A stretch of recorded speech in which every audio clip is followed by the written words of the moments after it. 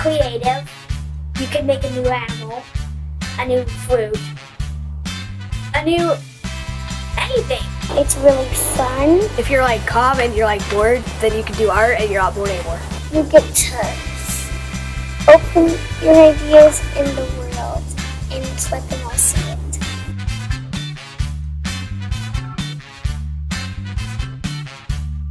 My name is Samantha Cooper, and I am the playwright of and Isabella Bootlegs, and I'm here to say thank you.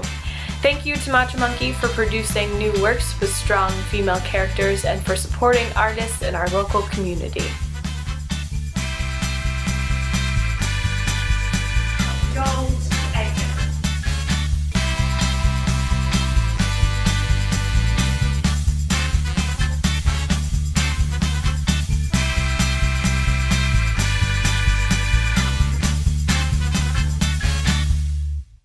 I'm a little stage fright.